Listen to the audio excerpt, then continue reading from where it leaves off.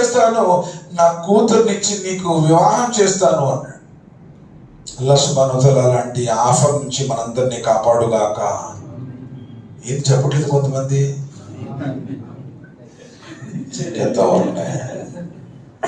ఊరక పొట్టేలో ఒకటి లారీలో కనపడితేనే కాలనీ మొత్తం ఖాళీ అయిపోద్ది, లారీ నిండిద్ది. ఎందుకంటే మటన్ బిర్యానీ బోల్కి. అలాంటిది రాజుగా చేస్తారంటే ఊరుకుంటుంటుంది, ఓ ఎగురుతో అంతే. అస్తగ్ఫిరుల్లాహ్ నౌజుబిల్లాహ్ మిన్ జాలిక్. అలాంటి అవకాశాల నుంచి, అలాంటి ఆఫర్ నుంచి అల్లాహ్ తఆలా మనల్ని చచ్చిపోయిన దాకా కాపాడుగాక. ఆమీన్ రబ్బల్ ఆలమీన్. ఏమన్నాడు తెలుసు అబ్దుల్లా బిన్ హుజాఫా మహారాజా, కన్నురెప్పపాటు సమయం కూడా నేను ఈమాన్ని విడిచిపెట్టడానికి సిద్ధంగా లేను. ఈ సమస్త వైభవాలన్నీ కాలి కొట్టిన సమానం. నాకు ఈ లోక సుఖాలు అవసరం లేదు, నేను ఈమాన్ని విడిచిపెట్టుకున్నాడు. చిత్రవదలకు గురి చేస్తున్నాడు సిద్ధ మహారాజా అన్నాడు. మేకులు కొట్టాడు చేతుల్లో, కాళ్ళల్లో, తల మీద ఎక్కడ పడితే అక్కడ చిత్రవద. ఏమి లేదు, ప్రశాంతం. సరే అని చెప్పేసి బాగా ఒక రాగి కాపు దెక్కిపించి అందులో నూనె పోసి బాగా మరిగించిన తర్వాత ఈ చిక్కిన విశ్వాసుల బృందంలోంచి ఒక వ్యక్తిని తీసి ఆ నూనె పడేశారు.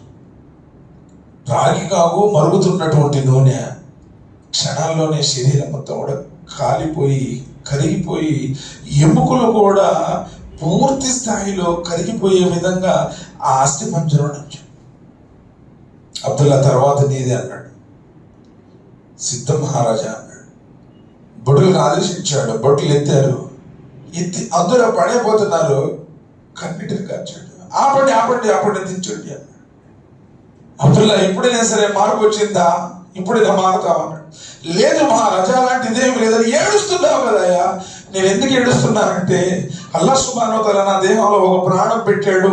ఇప్పుడు ఎలానో నేను ఆ ప్రాణాన్ని ఆయన కోసం త్యాగం చేస్తున్నాను.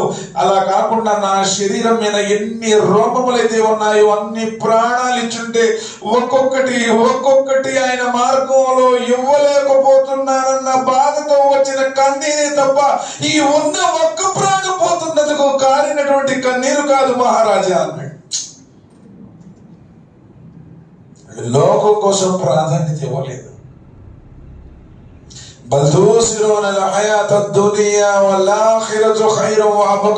ఈ ప్రాపంచిక జీవితం వాళ్ళు ఏ రోజు కోరుకోలేదు. క్షణవంతులమైనటువంటి ఈ ప్రాపంచిక సుఖాలను, ఈ లోకంలో ఉన్నటువంటి కీర్తి ప్రతిష్టలను ఏ రోజు కూడా వారు ఆశించలేదు. కానీ దురదృష్టవశాత్తు ఈరోజు మనం చచ్చిపోయేటువంటి, విడిచిపెట్టిపోయే